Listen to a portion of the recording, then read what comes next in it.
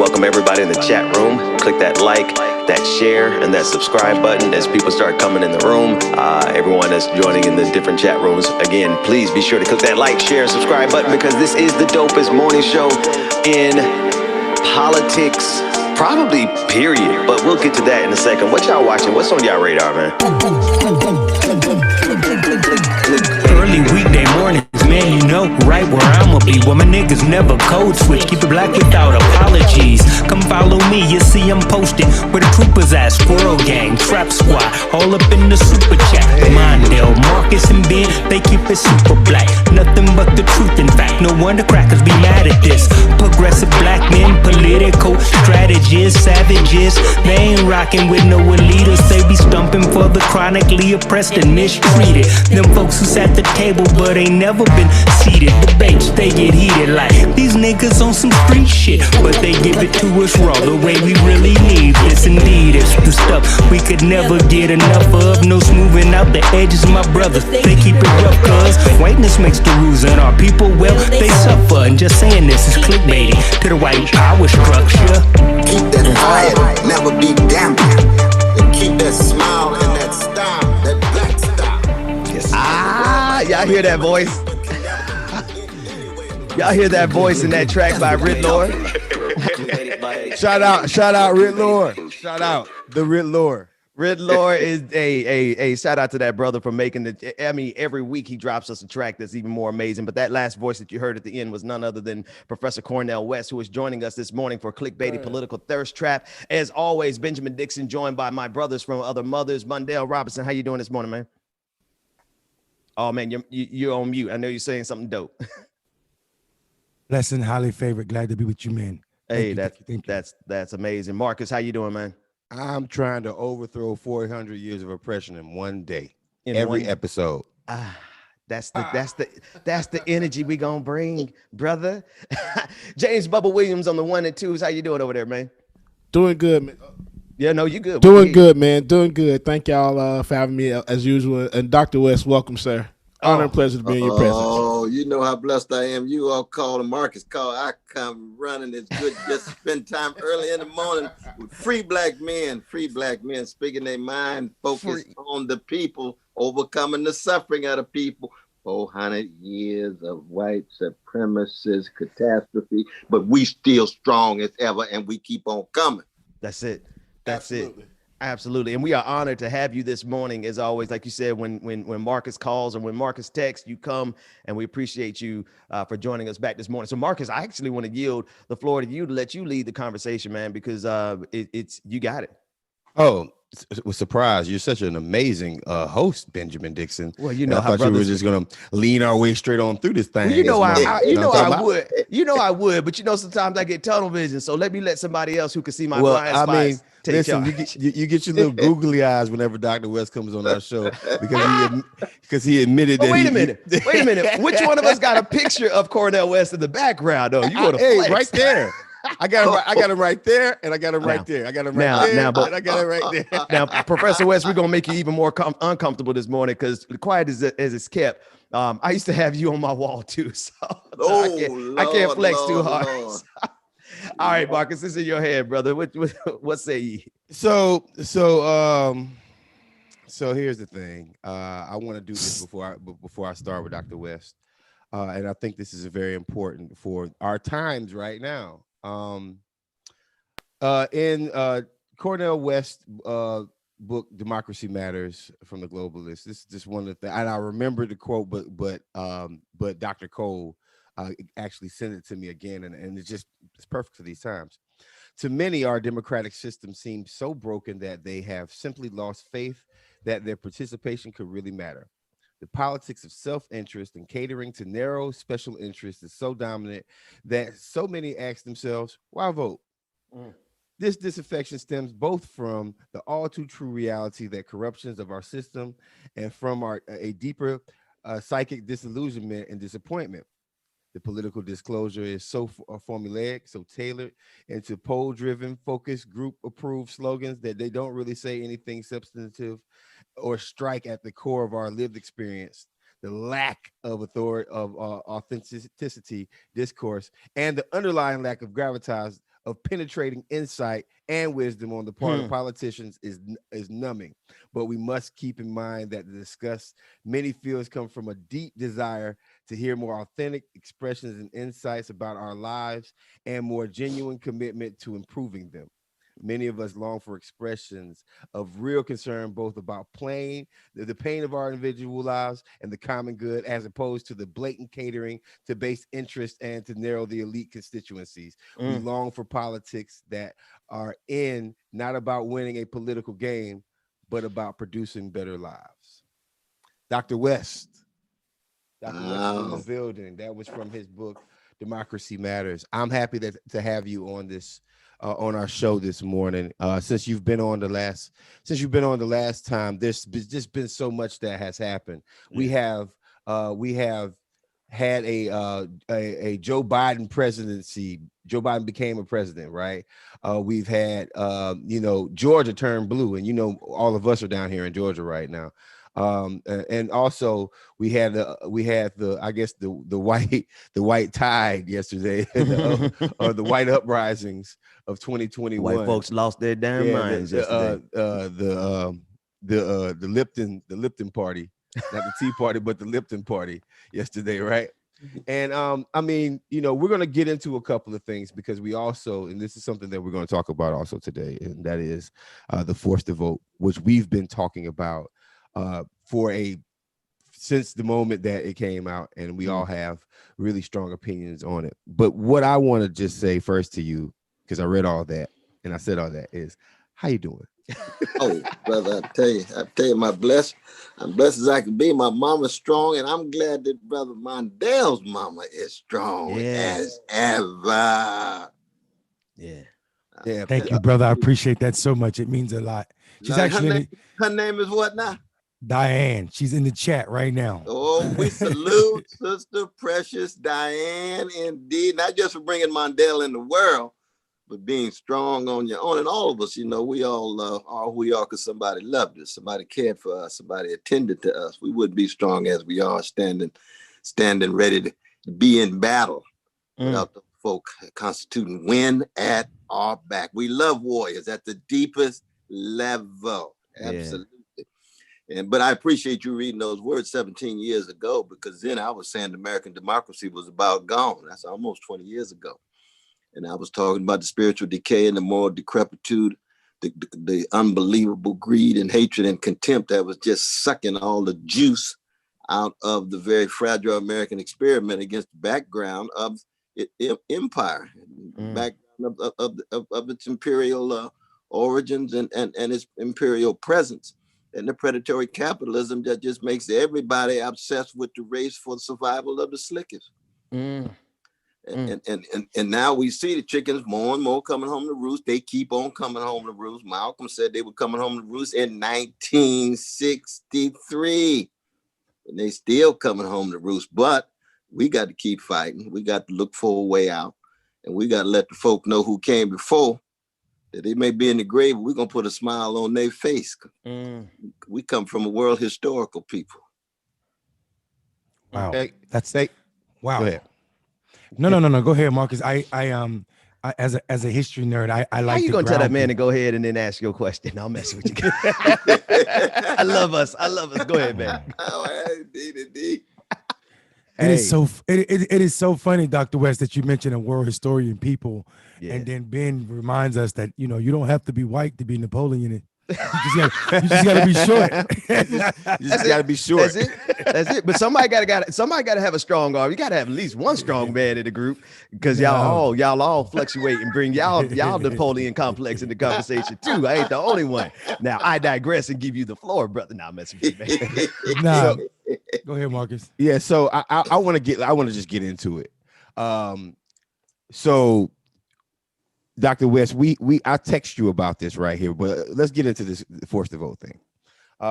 Because this is my personal opinion, but the opinions of this show kind of all resoluted into the same direction. All three of us went the same direction, and that was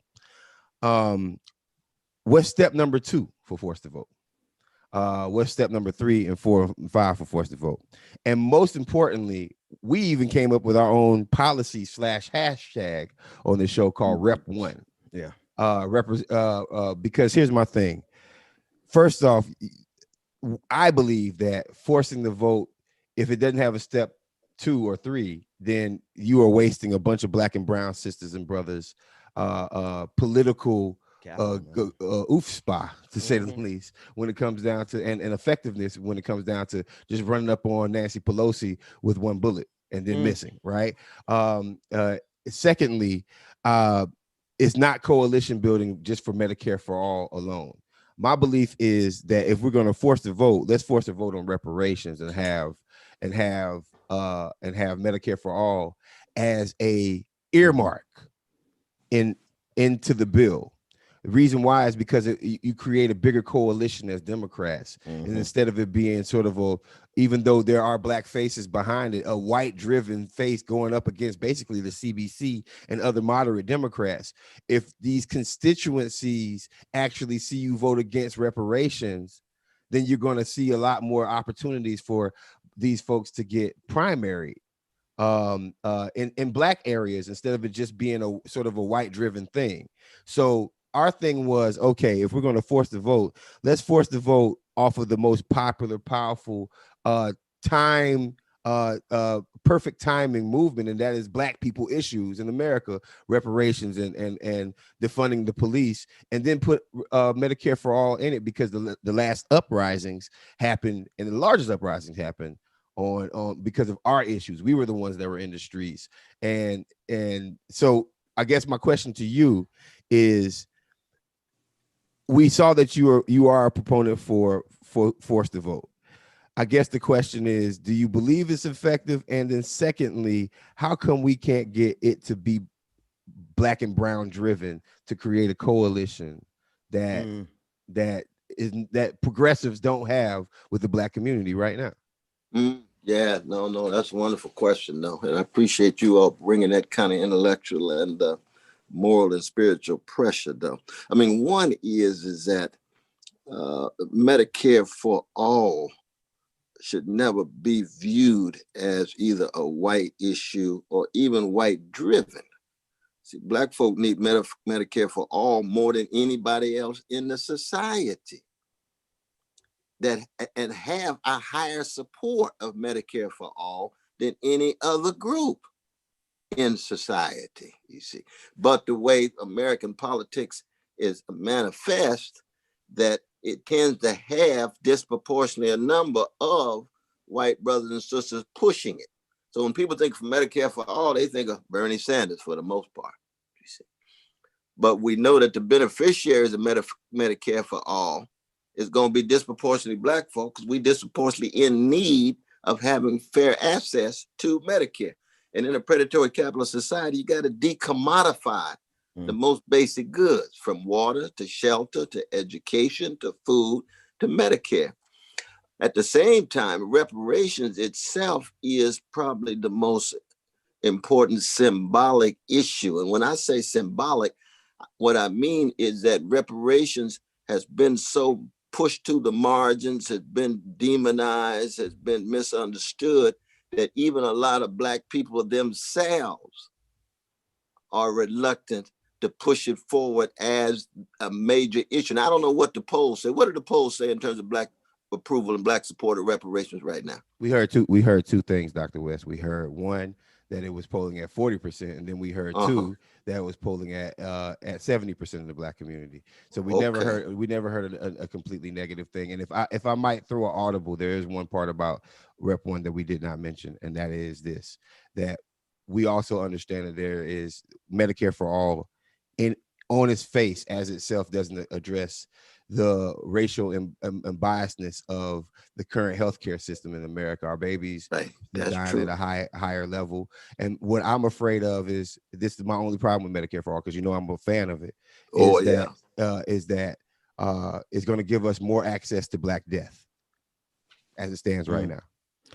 Expound on that real quick. But how would that work, though? I mean, we got if black folk can't go to the doctors because we don't have jobs now and would be able to go, how is that giving us more Black deaths?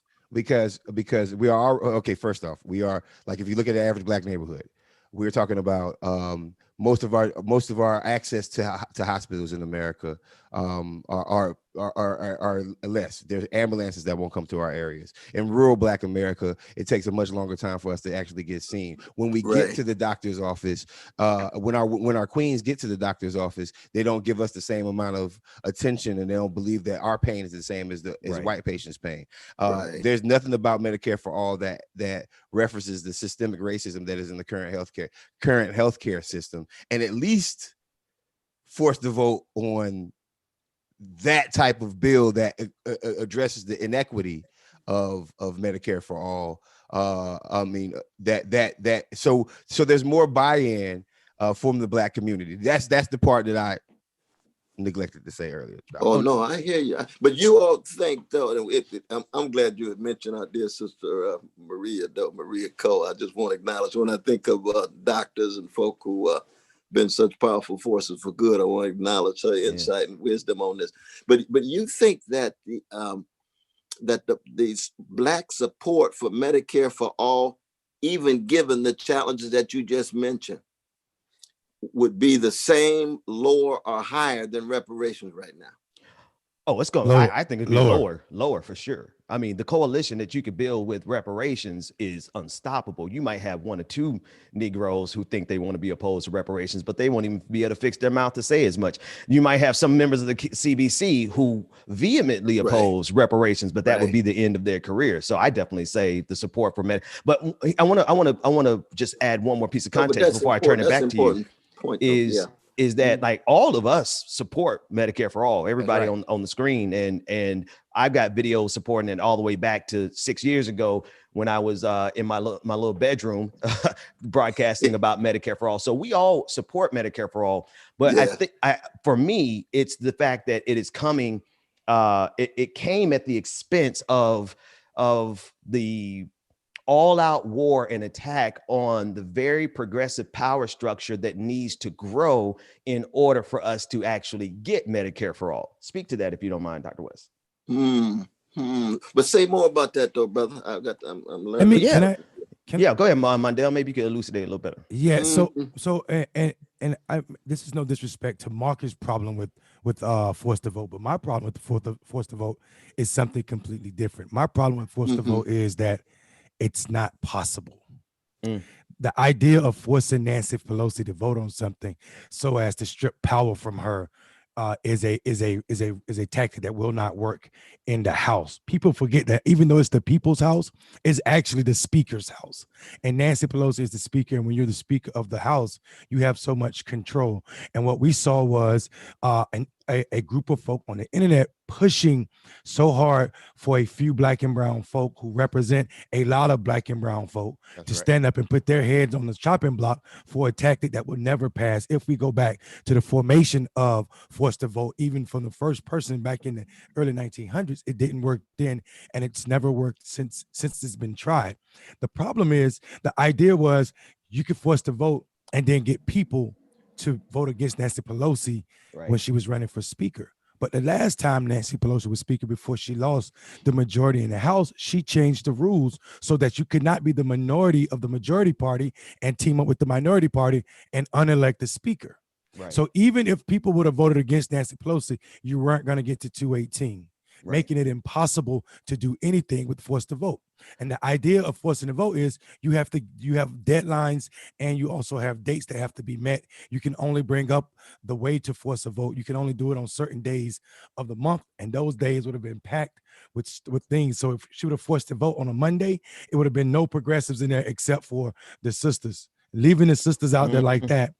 If you remember in 2019, the Republicans tried to force the vote on an issue that was ours, the Green New Deal, and no Democrats signed their name on it. It was only Republicans that signed their name on the Green New Deal, a bill that was introduced by AOC because the Republicans was using it for trickery to set the sisters up to pit them, the squad members, to pit them against Nancy Pelosi. And what happened was no one signed on except for Republicans as a dividing tactic. So my problem with it was the tactics weren't thought out as it pertains to how you're going to make it a reality. So that was my problem. I wanted people to explain to me how you're going to force the vote, because it sounds powerful as an idea, but the real way to force the vote is support the person who primaries Nancy Pelosi and That's other Democrats that think like her. And the people that started the Force to Vote had never given anything to the people primarying these lackluster milk toast Democrats. And that was my problem with Force to Vote. No, y'all making some powerful arguments here, though. Powerful arguments.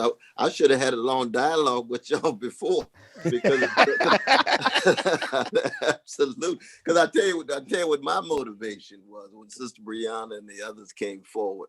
That my analogy was trying to raise the issue of Jim Crow in the 1940s under so-called progressive Democrats, and FDR was progressive on certain issues, but he was complicitous with Jim Crow. That's it. And so when they raised the issue of Jim Crow, it was a symbolic way of exposing just how decrepit these liberal Democrats were when it came to the suffering of Black people. And it was always symbolic. So A. Philip Randolph and them knew that it was not going to be able to go through the House, but you had to expose the Democratic Party, posing as if they so in solidarity with Black folk, when we knew they had the Southern Democrats on his committees who were not allowing any of the bills to go through, so that Social Security would not cover agricultural laborers, domestic maids. That's what most of our brothers and sisters were. And so much of the legislation of FDR, the New Deal, which I supported, and we would all support as a generally progressive legislation, but it wouldn't apply to us because white supremacy would still be shot through it.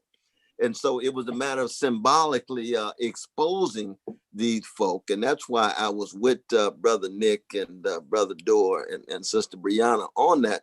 But then secondly, so it was also an attempt to provide some launching pad for a People's Party, because the People's Party is trying to break the corporate duopoly.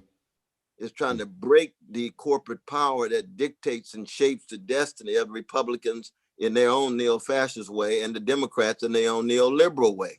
And the People's Party was this was going to be one particular way in which the People's Party made its entree. Yeah. And this is what Brother Nick was talking about, Brother Nick Brown, in that regard. And so it seemed to me, I said, well, our backs are always against the wall. We have to have some symbolic gestures. Now, once you get into the real knowledge of the dynamics of power on the House floor, then I said, "Ooh, Lord, now, okay, what Brondell's talking about is strong." Then when Brother Marcus called me and said, well, how come it can't be a both and? How come you can't have reparations and Medicare for all? I said, no, that strikes me as, very important and something that's worth pursuing. It's just we only had a couple of days. We only had 3 or 4 days to do it. Right. And so it would be hard to try to generate that kind of dialogue and buzz so quickly. Yeah. But so that was my own thinking about it. But I know that, Brother Ben and the others, you all have been behind Medicare for all for a long, long, long time, because I think we can all agree that it would have a positive impact, even given the fact that they have to have some kind of way of accounting for the racial discrimination in the medical practices as part of the bill. So can I ask a follow-up here, Marcus? Yeah, go ahead, man. Yeah. So, and Dr. West, I'm glad you brought up what happened with the Green New Deal and the thinking, the political strategy behind exposing those that didn't really support us, but purported to be. And I think that's to me is what was absent in the Force to Vote movement, right? Like it was a political thinking that said we can expose somebody. The idea of exposing anybody with the Force to Vote in a 2020 Congress is impossible, because we forget that the People's House, and I say this all the time, the power structure in the People's House is not democratic at all. It's absolute. The speaker is almost like a dictator when it comes to what that house looked like. And I was so nervous that these sisters and brothers who represent majority Black and brown districts, chronically oppressed people, were being challenged. And what we forget is the squad is not the entire progressive caucus, right? The House has an entire progressive caucus, and it's mostly white folk. None of those white folk have decided to join the squad. None. Think about that now. We got progressive folk who've been in, supposedly progressive folk who've been in in the Congress way longer than these sisters, and now these couple brothers that's in the squad, and none of them have joined the squad in naming themselves the most progressive of the progressive, the squad. And no one was charging them up. No one called the so-called progressives out of the Washington wing of the Democratic Party. I'm talking about Washington State, right? No one charged them up and said, you guys have structural power. You lead the progressive caucus, Right. which is one of the largest caucus in the Democratic Party. Take it to them. It went straight to these people who represent Black and brown folk, which would have, to me, ostracized them. So the political structure that went into thinking we're going to expose the flaws in the Great New Deal, or the New Deal as they called it initially, was missing, because what was going to happen was you were going to strip AOC and others power by having Nancy Pelosi wrath against them. And like I said, when Nancy Pelosi is angry at you, the people you represent suffer because of it. If one more follow up. Yeah. I know you understand that, Dr. West, but one more follow up. Why are we putting the onus of forced to vote on Black and brown people without specific language for Black and brown communities? Right. That's when you know for a fact that there's so many white progressives that are elected that you can put the onus of it on them. And look exactly, and I want to make sure that we figure this part out. When everybody voted for Nancy Pelosi, the only people who got heat were the Black and brown people. Come on. But part of that is because the Black and brown folk are the most willing to take progressive stances. You see, if you're dealing with milquetoast white folk, then you can't depend on them anyway. So you're not going to go to them. If there were a group of John Brown-like white folk in the House, they would step forward, and then you'd actually have a multiracial coalition of folk taking a serious stand. But it so happens that the most courageous progressives are also Black and brown folk. So because Medicare for all is one, not the sole, is one of the issues that progressive folk would step forward to. Because, when we talk about Medicare for all, you're talking about 1/6 of the economy. When you start talking about decommodifying 1/6 of a predatory capitalist economy, you're going to get the ruling class trying to crush you like a cockroach. Right. They greed comes like I don't know what. Now, when you say who steps forward for that, well, you see, you just don't have a whole lot of vanilla folks stepping forward.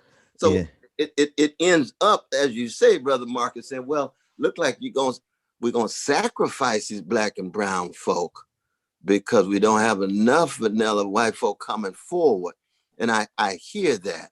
And again, that's another consideration I would have had to wrestle with before. But I just think that, you see, we desperate, that our people are desperate, that the suffering is so overwhelming that there's got to be some way of exposing just how hypocritical the Nancy Pelosi's are and how unreliable they are, even given the power that they wield in the House.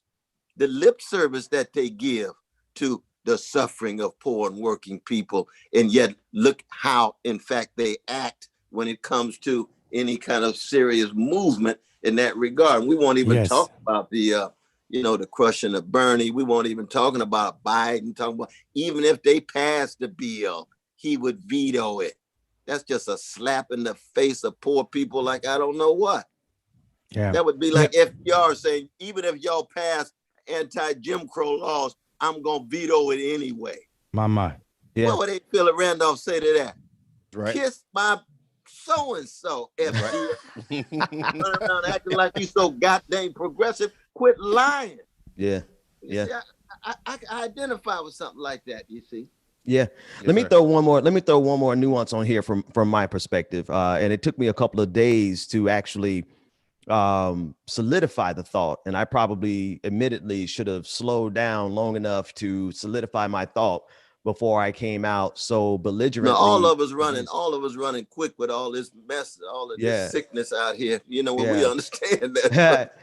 Because it is a sickness, and we are fighting for Medicare for all, and we have been fighting for it for a long time. But there's another dynamic that's going on here. Like if what we're talking about is the inside outside game. and you got to have an outside game. I don't That's think right. anybody, That's I don't right. think anyone disagrees with that. We need the People's Party. No one disagrees with that. But what we don't need is the belligerence of someone like, and I'm just going to be 100 with you, Dr. West, somebody like Jimmy Dore, who wants the outside game at the expense of the inside game. See, for me, is while we are in here, we're in the belly of the beast. See, they don't have the prophetic tradition.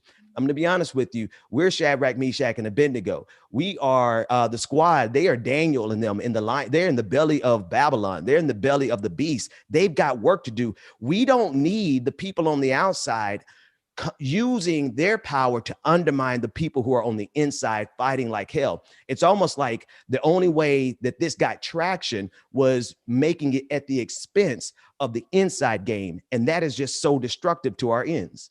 No, that's a powerful point too, because we've got to be jazz-like. We got to be improvisational. We got to be flexible.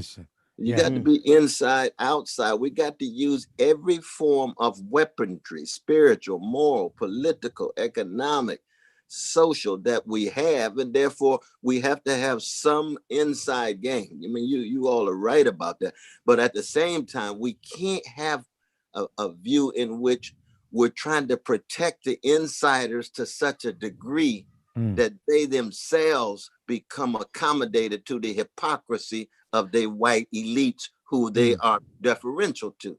Can I make one pushback there? Hang on, Monday. I got to make one slight pushback. And y'all know this is hard for me because it's Cornel West in the building. Oh, no, I could be wrong as two left shoes. No, I just had to give that caveat because, people watching from my side of the equation, they're like, Ben, that's Dr. West. But no, it's only a minor pushback. Here's the thing. It's not that I don't think it's our position to dictate to free Black women, free brown women, free Black men to dictate their steps. That's paternalistic. If we are mature adults, and I'm not addressing you, I'm talking about this entire movement. If we are mature adults and they want the space to force the vote, because that's what they were asking for. They were like, hey, y'all are jamming us up here, coming against our strategy. I think the strategy is uninformed and incomplete, but they're right in that regard.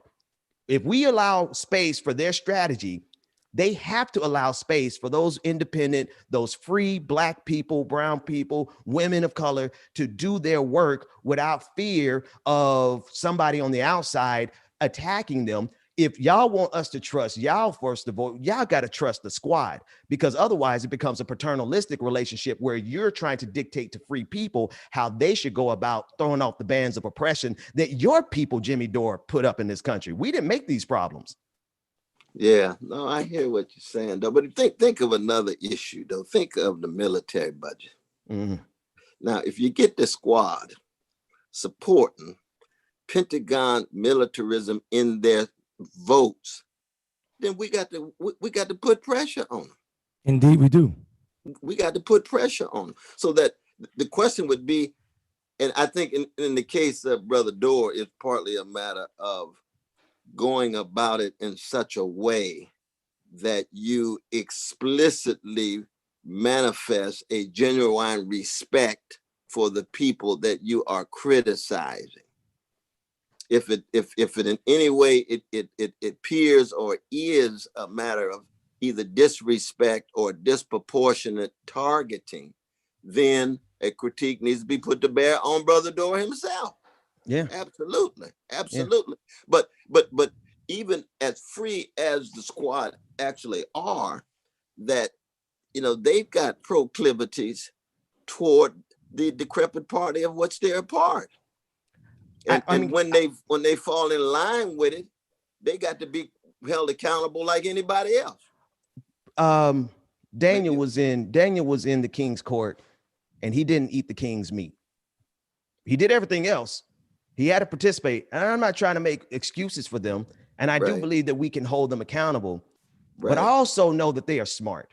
And I also know that they are genuine. And I also know that they're doing a calculus that none of us are privy to, because we're not in the belly of the beast. They are literally in the belly of the beast of the greatest empire in the history, the most oppressive empire in the history of the world. I believe I believe that if we cannot put our trust in somebody on the inside game, we're going to always shoot ourselves in the foot and just genuflect towards the outside game that happens to be lucrative for a huge part of the people who are participating in those streams that were supporting Forced to Vote. Now, listen, the People's Party is absolutely right. I agree with them, but there was a parallel track that was happening, and it was an attack against the power structure that we actually need to primary these centrists. I think a more strategic approach is to do what Mondale and what we've been saying on here. It's like, we know who doesn't support Medicare for all. Let's primary them. Let's primary them, but we need the power of the squad, their fundraising capacity, their influence in the House to actually be able to pull that off. And when we have videos, and I'm gonna wait, I'm not gonna play it yet, but David, just bring it up on your drive, and when Marcus calls for it, I want you to play it. But when you have the outside game attacking the inside game with so much venom that the inside game has to find another way to operate, then I believe that we have undermined our best intentions, because that's what's happening. I want to create an example real quick.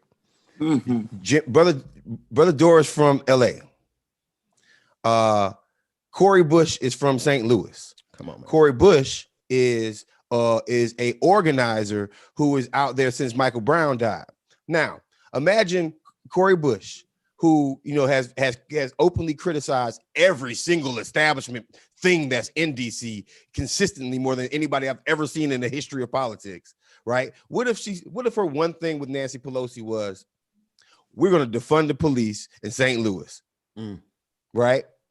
And I want a federal bill passed that makes it so, and you don't have to say that, but maybe she cut a deal for her district because her district voted her in, not Jimmy Dore, not the rest of America, and no offense against Brother Dore, but no one else. Right. Her district voted her in. Black and brown people in her district voted her in. So what if she had a deal with Nancy Pelosi that, hey, if we take over, then defund the police needs to be a thing that we need to talk about, even if we don't use that language. Now, we're asking her to supersede a relationship to get something done for her district.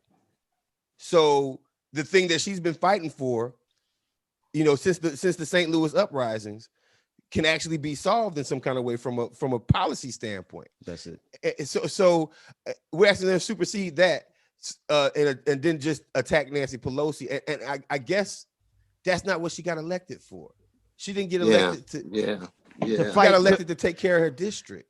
And how many black folks are we going to sacrifice on the altar of trying to attack the military industrial complex? I'm just going to keep it real. Like, of course, we are all seated in the center of empire. We all have a privilege of not having American drones hovering over us, dropping us. We have the privilege of not being in Yemen, where American bombs are being sold through Saudi Arabia and dropped on the Yemeni people. We have fathers, mothers, and children who are being obliterated by this empire.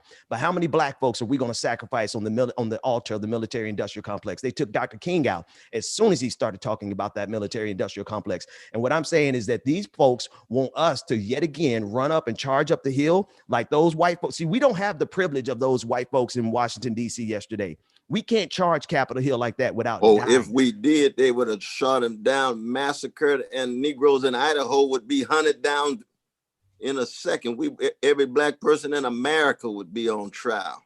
You're absolutely right about that. But you see, part of this has to do with I appreciate this very rich conversation, y'all, because I'm learning that part of this has to do with the deep tensions between prophetic truth telling and political dealing on the inside.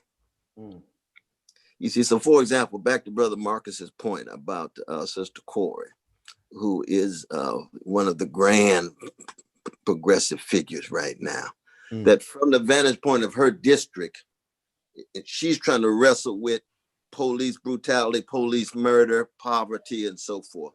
Now, if somebody comes to her and says that you will get that if you don't say a mumbling word about Palestinians under vicious Israeli occupation, and she says, well, okay, then I ain't gonna say nothing because that's what my people put me here to deal with the police.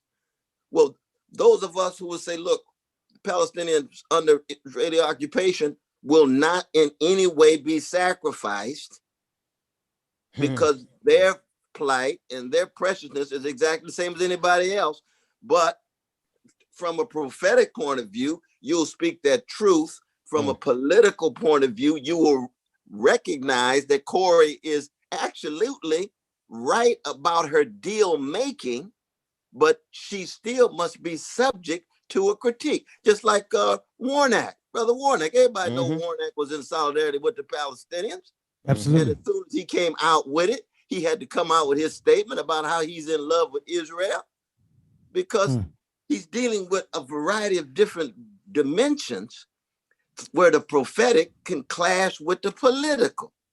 And we can understand that. But for those of us who have a political calling, then Medicare for all, reparations, Palestinians, military-industrial complex, all of that needs to be talked about. And Brother Ben, if they kill us, that's all they can do is kill us. Right. We've already lived a life. Right. But I don't see these white folks. I don't see these white folks going out there and getting killed for this. And what I'm saying is that if they want us to sacrifice ourselves, I'm going to yield to Marcus's and Mundell's idea. Because if y'all want us to be willing to die for something, it ain't going to be as a result of what's the angry vitriol that's coming from white progressives, because y'all have a history of abandoning us at the last second. If you really want us to charge up that hill, reparations. First. Well, that makes sense. But you keep in mind, anytime you're talking about loving something or living and dying for something, it ain't got nothing to do with white folk. It's the black suffering is a point of reference. The black freedom struggle sets the standards. You see what I mean? Amen. The black ways of being in the world is what sustains you. Amen. So it ain't nothing to do with the white normative gaze, ain't got nothing to do with Brother Dorr, ain't got nothing to do with the white left at all. He said it has to do with how do we be true to what has gone into us to enable us to be the best, given the hell that we have caught in the past and the hell that we catching now. You see, so in that sense, you know, it's important to keep our lens in place here. You see, when they shot Martin down, it ain't got nothing to do with his sacrifice for white folk. It's because he loved black people. And anybody who deeply loves black people in the white supremacist civilization got to get ready for character and literal assassination. There is no escape, because white supremacist civilization doesn't allow that escape. And so you go down swinging in that way, but it still has to be articulated in relation to inside, outside. It's got to be articulated in relation to what you gain and what you lose. Yeah. I know that I was talking too much on that. No, man. But hey, man. Hey, listen, Dr. West. Let me tell you something. Even if we disagree with you, we enjoy listening to you. Shoot, Marcus Mundell, y'all got it. Y'all got some powerful points here, though. There's no doubt about it. No doubt about it. Yeah, I think the conversation that was happening is 2 steps past the reality, though. That was, and I think I think the idea of people sacrificing a group of us for our issues is the wrong argument to have, because at that point, I think you lose progressive bona fides when you start sacrificing a more vulnerable or someone that's vulnerable in another aspect. And that's not what I'm advocating for. I don't think, and my thing about the force to vote was the reality of what is possible and what's not possible. And for me, I'm only against force to vote because of my understanding of what can and can't happen in the House, what's realistic and what's not realistic. It's almost as if me telling AOC and the rest of the squad that if I need you to jump out of a plane without a parachute and land on your feet, or you ain't really progressive. The likelihood of you landing on your feet, jumping out of a plane without a parachute, is the same likelihood as getting forcing the vote. And that was my only problem with it. The realization that it cannot happen. And we as people that are fighting for people that have nothing in this society that has everything, is to believe that we can do things that are impossible, or waste time on things that are not possible, is a bad strategy for me, especially when we have so many real things that abstract to fight for. And I felt like some of the people that were behind Forced to Vote had true like desires that they were fighting for Medicare for all, for reasons like you just articulated, for all the reasons you articulated. But I felt like the ones that, like, the movement was started out of haste and also out of idea that I can get a blue check behind this on social media, or I can get more followers in a way to enrich myself. I felt like people were saying to those at the beginning of it, hey, check this out. This is not a valuable strategy. We could do this in a way that makes sense. And it begins with primary info. You're not going to see anybody's hand on forcing to vote, because what's going to happen is when you force to vote, no Democrats are going to be on board. So you actually don't force to vote. You're not going to know any new information about who does and do not, who don't. Let me say it like my folks say, who don't and who do support Medicare for all. So if we really want to know who, if we really want to be serious about moving this ball forward as it pertains to these issues, and we definitely should, we should just start painting the primary as a political playground for progressive challengers against these people that are actually stonewalling progressive policies all the way. And I think just using the force to vote as it pertains to challenging Nancy Pelosi's leadership in her house is a disadvantage that we can't afford. Mainly not because I want people to sit quiet, because I like when AOC is writing, long articles against Nancy Pelosi and the power structure, and talking about how they try to ostracize her. That is a role. That is absolutely the role that she was elected to do, not just by folk in her district, but the monies that supported her from across this country.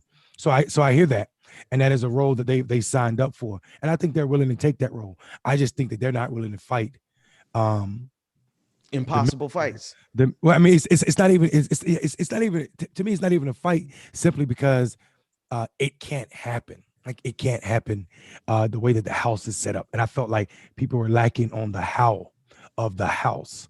And because we live in a democratic society, we should be screaming about why forced to vote isn't a reality. And I think that's an argument I can easily get behind.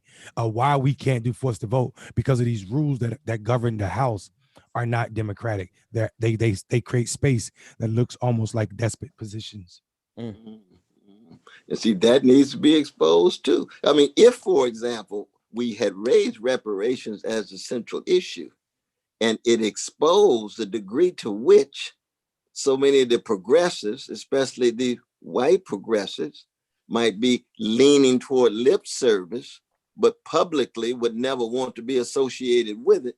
See, that to me, that provides a certain kind of illumination. It's still symbolic because it ain't getting nothing to the ground. I understand that, though, But every movement for poor people, I mean, it always begins with what's impossible. What's impossible? Absolutely. I mean, Sun Ra used to start every concert, right? Black people have tried everything possible. Time for us to try the impossible. Come on with my mothership. Let's go. He got there before George Clinton did. But the impossible simply means you're looking outside of the box. You're looking outside of the framework. You're trying to think in such a way that you're not inscribed within a narrow vision of what is possible. Yeah. And that's what utopian energies are. It shatters the context in which people find themselves. So 244 years. Is it possible to break the back of white supremacist slavery tied to an international capitalist economy? Well, in that term, then Gabriel Bros did and say, well, it might look impossible. We're going to try it anyway. Well, Haiti did it. Hey, there's something from Tucson in them. They got something going on down there. And so I'm obsessed. So I'm actually, really appreciative of you all making these powerful arguments. I wish that we had more time to have been able to talk these kinds of things out, because when Brother Marcus called me and so forth, I hadn't thought about a number of these formulations, you see. But I tend to want to be on the side of those who are trying to expose a lot of the limitations of the system. And that doesn't mean that you don't have an appreciation of your comrades on the inside. But I have a deep suspicion of politicians across the board. I don't care who they are. And that's a survival mechanism. Yeah, you ain't lying. Born out of experience. You ain't lying. Hey, Dr. West, this is the last point, and then we're going to move on. I think reparations is a strategy. Yes. You and I were in a room with Bernie Sanders in 2015 talking about reparations once. Mm-hmm. And you actually delivered my messages about reparations to Bernie when he wasn't necessarily listening to me, right? Mm-hmm. Medicare for All was not polling as high as it's polling right now before Bernie Sanders brought it to the forefront of American society. That's true. If someone was an advocate for reparations, I promise you, the strategy wise, whatever it's polling at right now will be completely different, because the moral aptitude of what reparations has not been explained to the American public yet. Period. Reparations can be a strategy. And the reason why is because no one has explained it and centered it at all. If white progressives centered reparations, we could have primaries for neoliberal black people in the South all over the place. And they are done. They are in trouble. They are done. And we created coalitions that progressives have not had, once again, with the black community. So the next Bernie Sanders that comes around who says, oh, by the way, I believe in reparations. And the moderate who says, well, Nancy Pelosi told me that you can't believe in reparations. But the people hear that voice, it becomes a different situation. That's just my theory. But you see, you take this brother's text on page 244. Y'all know this book. Yeah. Well, the audience needs to know this text. This is a serious text. And you turn to page 244. You got it right there. And what does he say on page 244? He says that you can't really get this off the ground unless you are able to minimize. Here it is. I'm going to read it right here. He says, the majority of the populace must accept national responsibility for the damages inflicted on black people. And this is not just Doherty. This is also Sister Mullen, because it is. So it's male, female. Therefore, not only with white animosity, you see it there, oh brother, page 244. Right in the third paragraph, not only would white animosity toward blacks need to decrease significantly for legislative action to take place and for a reparations program to become a reality, but such animosity actually would need to be converted into support. Now, see, that's a crucial thing, into support, so that our voices and other voices are very important, both in the black community and larger society, after transforming the animosity toward reparations to massive support. Now, see, one of the reasons why I do spend time with my dear brothers and sisters at ADOS, with Sister Yvette Cornel and Brother Tone and the others, been to their conference, had many dialogues, because they raised their voices with real power around reparations. And reparations focuses on the fact that, well, you all know, you got over 55% of our people have negative wealth, don't have nothing at all. In the richest nation in the history of the world, that's a crime against humanity. Indeed it is. How we gonna gain access to wealth? Well, you got to have some kind, so that in that sense, that page 244, though, Brother Marcus, is a hell of an impediment. I'm telling you. But I think, Marcus, if we had reparations support the way they got Medicare for All support, it's a whole different situation. So I want to throw this in here, Marcus. You in charge, so feel free to cut me off as you need to. Here's my piece of the puzzle. Mundell's piece of the puzzle is astute. He's saying it's just not that analysis on the inside. It's that strategic analysis. It's a very astute analysis. Ain't no doubt about that. Period. So it's like y'all asking them to jump out of the plane, land on their feet, or else they're not progressive, right? Then Marcus is saying, if the way we could actually get this done is through reparations, because this is what I'm saying. If y'all put black first, there is a shield we're not going to be invincible, but we're going to be unified, because watch what happens when we put reparations first. First of all, we going to get all black folks, church folks, we got them. Street folks, they've been saying that's why they don't mess with us in the first place. Y'all don't want reparations, right? You're going to get a unified black community with some outliers, and those are the people we primary. Those folks who can't get on board with it, we primary them. You know how easy it would be to get rid of some of these people been in the seats for 50 years when it comes out that they don't support reparations. And so what I'm saying is, if we put blackness first and just let us percolate in our blackness, you know, I honestly think blackness might be the one antidote to American imperialism. Now, don't get me wrong. I think they might drop a bomb on us like they did Hiroshima and Nagasaki, but you don't have to go that far back. I'm wild enough. Tulsa. We can go to Tulsa. We can go to Kenosha. We can go to Jacob Lake. We can go to all the places. Right. So they have shown that they will obliterate us if they need to. But what I'm saying is, if y'all want us to take that risk, y'all better put blackness first, because it's good strategy, like Marcus said. And like Mondale said, the strategy they're working with right now isn't good strategy. Well, it's beyond good strategy. I think what I was going to say, Dr. West, if you want to jump in there, please feel free.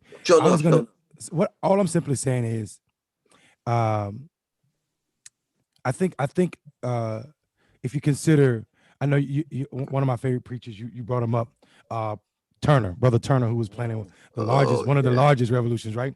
If you put his strategy in, I think what we were talking about is, so that impossible, that idea that freedom is an idea for those that are enslaved, and all you need to do is think beyond the plantation to see how you get there.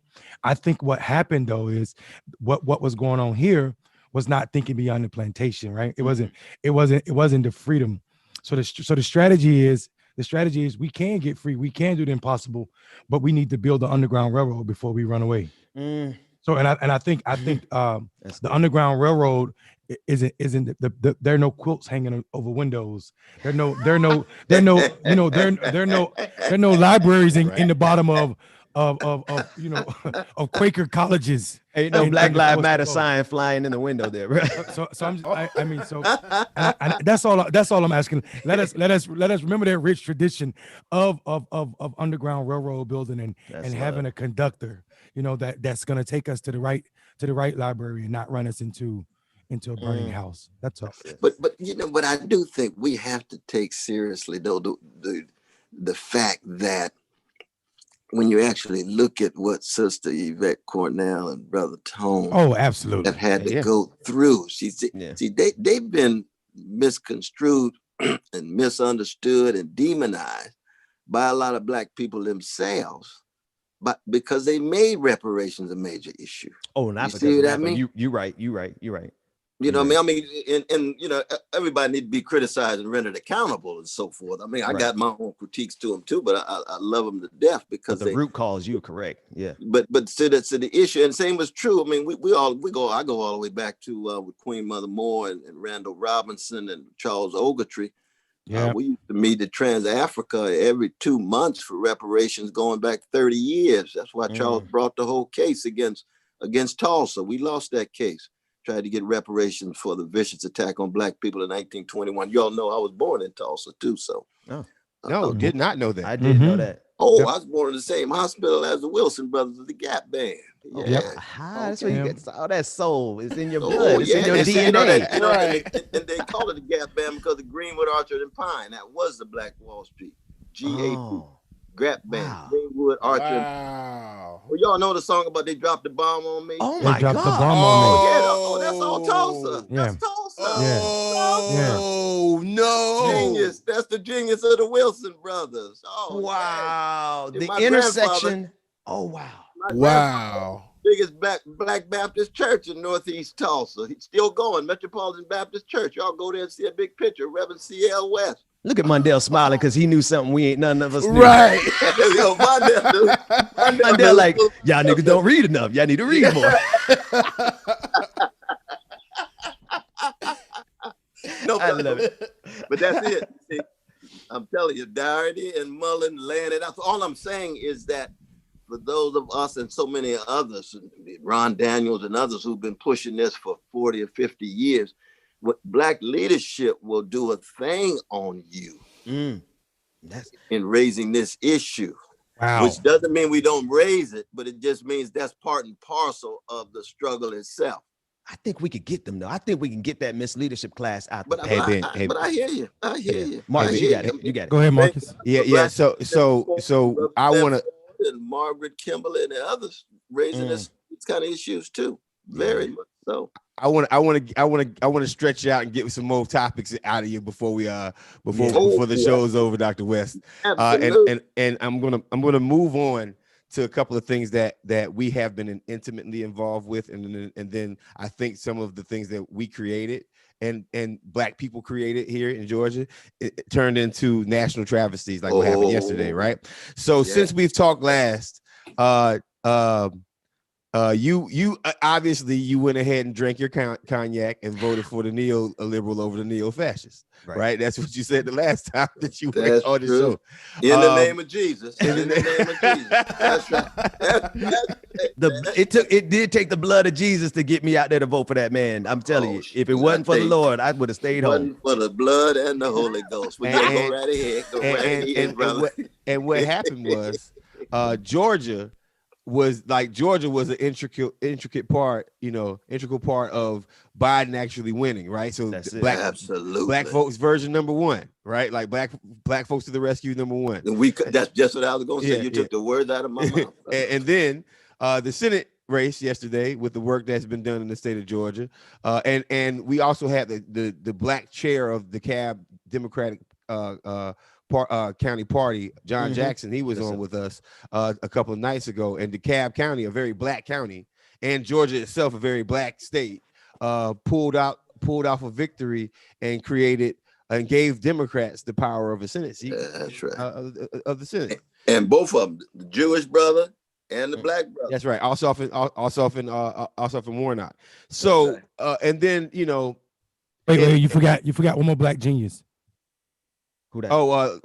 We're not pulling Ossoff white ass across the line. Yeah. We're not pulling. Right. We got that part. He did. And so I guess, and with that, with all this beautiful blackness showing us electoral muscles, right? The irony of it is that yesterday, they had the Lipton party at the Capitol.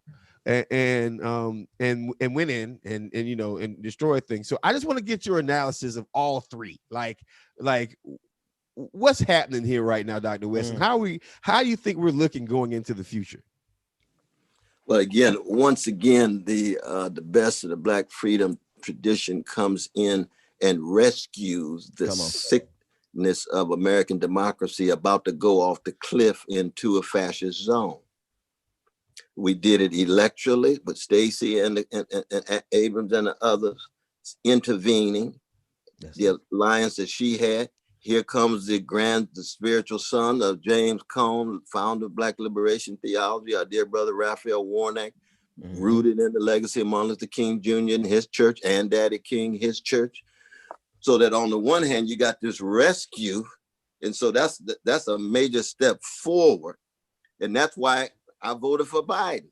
I know he got blood on his hands. I know he's associated with crimes against humanity in terms of mass incarceration and Wall Street greed and repealing Glass-Steagall and invading Iraq and Iran and so forth. You got 500,000 people killed. All those are crimes against humanity. And he's still connected to them. But I had to vote for him anyway. Why? Because the anti-fascist vote, right? And same was true with Black folk. Same was true for Georgia. Same was true with DeKalb County. And then here come Brother Warnock, prophetic Black church brother, strong, coming out of the projects and on his way to the Senate. And then he's going with the Jewish brother. What is it? One of the youngest in the Senate since Biden himself. Right. But the empire as a whole is still very much locked into white supremacist backlash and grotesque wealth inequality. So folk are using their social misery as a launching pad to scapegoat the most vulnerable rather than confront the most powerful. Come on now. Indeed. Speaking, go ahead. So we saw it in Charlottesville in terms of the neo-Nazis and the Klan when we were there. Now you got even more mainstream folk. And that's what we said yesterday. And then what happens? Well, the powers that be still treat them as if they're family. You say, okay, we've got some challenges we have, and we can move the barriers and let them in. If they had gone in there shooting and so forth and so on, you would have a massive massacre. And we could have had brothers from Alpha, Omega, and Kappa go in there, and we'd all be dead. Period. We could have been in three-piece suits. We still be dead. So that you can see the white supremacist backlash against the rescue, and yet the rescue itself is still tied to a decrepit, corporate-dominated Democratic Party that gives lip service to Black people and poor people, but for the most part, really doesn't care. Come on, man. And so you end up with Mitch O'Connor. He's sitting up there telling me you can't have self-government without a commitment to the truth. Get off the crack pipe. He got about as much to do with truth as I do with rhinoceros in Siberia tonight. Then you get Schumer getting up there talking about, of course, the fundamental thing that matters is democracy. It's democracy. Schumer and his neoliberal elites in the Democratic Party are so tied to corporate money and Wall Street and the military-industrial complex. For them to sit up there and talk about common good is a slap in our face. Even though he was part of the anti-fascist coalition in terms of pushing the gangster out. And the gangster ain't gone. We got 2 more weeks. That man do a lot in that 2 weeks. We got 2 more weeks now. That's a whole lot of time. In that regard to what happened yesterday, I'd like for you to I saw it like this. I saw it as white supremacy trying his hand up against the military industrial complex. It is the belly, it's the beast that came out of the belly of the beast challenging the beast. And to me, I feel like if they had just pushed if they had just gotten just a little bit out of pocket. See, they got out of pocket within the acceptable parameters of white male grievance. That's why those cops let them in, because they agreed with them. That's why they let them in the Capitol, because they agreed with them. But if those white boys had gone one step further, I feel like they were stepping on the toes of the military industrial complex. Do you think the military industrial complex, which is drenched in white supremacy, born of white supremacy, do you think it would not turn around and kill white supremacy if they got any more out of hand? Let's say they actually, got close to the White House with that kind of energy. Oh, absolutely. Absolutely. That big money and big military will do anything to reproduce itself. Anything to reproduce itself. It will sit well with white supremacy, but it will do anything, you see. I mean, we should never forget who paid the bond for the presidency when the president of the Confederate went to jail. Right. Right. Davis. Wow. Who paid the bond? Cornelius Vanderbilt. Now, why is Cornelius Vanderbilt gonna pay the bond for the gangster who supported the violent insurrection of the overthrowing the U.S. government and responsible for 750,000 Americans dead, including the 200,000 Black soldiers who came in when the Union was losing to break the back of the Confederacy? Well, see, that's capital. He wanted railroads in the South. He wanted the South to be part and parcel of the new emerging Northern capitalist project, you see. And so the military industrial complex and capitalism itself, you see, it will do anything. Horace Greeley and Jared Smith. Jared Smith was part of the Secret Six for Brother John Brown, giving money for John Brown. He also helped pay the bail for Davis. Wait a minute. What? See, educate us, Professor. Because they considered the war as a family quarrel. And they had to bring the family back together at the expense of Black people in the South and at the expense of 6.5 million people of color in the Philippines and Cuba and Puerto Rico and Guam. And so it was a coming together. David Blight talks about this in Race and Reunion, and how the Civil War was cast not as a monstrous, barbaric war, which was launched in order to keep Black people in slavery in perpetuity, but it was a family quarrel. That's why they can end up with all these monuments later on to their Southern gangsters, to the Southern barbarians, because it was just a family. They were so courageous, and we knew the cause may have been difficult, but they fought so heroically, and they were still part of our family. So that in that way, you can get similar kind of analogies in the present moment. The big difference now is that at that time you had Booker T. Washington and others who were willing to defer to that kind of family reunion. And by family reunion, we ain't talking about the OJs and we ain't talking about Jill Scott. You know what I mean? No. This is the family reunion on the other side of town. It's a nation coming together under white supremacy to keep us subjugated and to dominate the 6 million people in the islands that they had already begun to expand the U.S. empire beyond the continental bounds, you see. Come on. So, but this is why it was very interesting when Cruz talked about 1876, 1877 yesterday. Y'all hear his speech when he talked about, we've got to go. This is the most difficult moment in American history since the election of 1876, where they couldn't decide, and they had an electoral commission, and they had four members of Congress, a House, 4 members of the Senate, and we had 5 Supreme Court judges, and they all came together. And what was it? What did they agree on? To end Reconstruction and create Jim Crow? 3 things. One was withdraw the military troops, to put Black people under Ku Klux Klan control and call it states' rights. But the other thing was the strike of 1877, was the largest general strike in the history of America, to subordinate those workers, to subjugate those workers. What else? The Sioux War of 1876 and Custer's Last Stand, to subjugate indigenous peoples. All 3 of those went together. And so Sam Cruz didn't even realize, he gets up there with his little truncated history lesson and becomes a moment in which people can see the connection between Black folk in the South with an American apartheid being crystallized. You get it, you get the Pullman strike, and you get the Sioux War. And then in just 10, 12 years, here comes Cuba, Guam, Philippines, Puerto Rico, the external colonies becoming part of the U.S. transcontinental empire in that way, you see.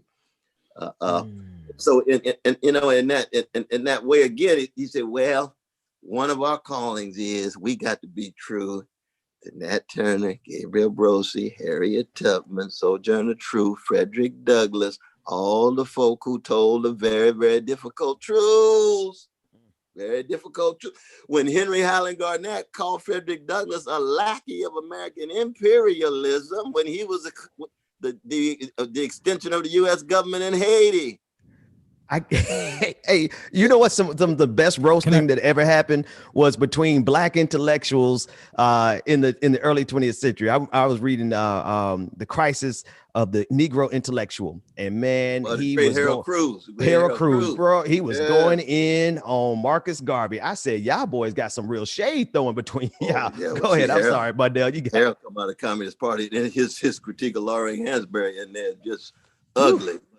But people got to raise their voices because Harold got something to say. When I took over Afro-American Studies, I brought Harold Cruz as well as Sinclair Drake there because they were the only folks of the older generation who associated with Black studies. Most of the scholars at that time of that generation had nothing to do with Black studies. They wanted to be integrated, they wanted to be assimilated into the mainstream of American Academy. And so it was. So I appreciated those two. But Cruz had his own blind spots. Don't get me wrong. I think we got those blind spots. Loring Hansberry is not persuasive, but he got insights on the way. You know what I mean? Yeah. It's one of those kind of things. You see, because sometimes you might be headed the wrong way, but you can get some blessings along the way, boy. I tell you. Absolutely. Mondale, before you start, can we? I just want to take 2 minutes, real quick, a minute to just make sure everybody that's watching us across the interwebs right now, stop. Yeah. Go, if you're on Twitter, go give a shout out to at Cornel West, at C Thirst Trap. Yeah. If you're not liking us and you're not following Dr. West, if you're not following us, please like and follow and share our content, our page. Make sure you check us out at our Patreon account for bringing you quality content that's unfiltered and unapologetically Black. We are Clickbaity Political Thirst Trap on Facebook, Instagram, and C Thirst Trap on Twitter. Mondale Robinson, continue, my brother. I'm sorry about that. Oh yeah, and get your likes up. Everybody needs to stop and like this post right now. Like, unless you're driving. Now, if you're driving, keep your hands on the car. Pull over. Keep your hands on the wheel. Right. No, but some black folk I know can multitask like that. Hey, Some can man. multitask. But Listen, we I don't want you to be in jeopardy. We don't want you to be in jeopardy now. Do it the safe way, okay? There you go. That's right. I think Dr. Cornel West, I think what you were saying, brother, was the reason why I believe it wouldn't have happened.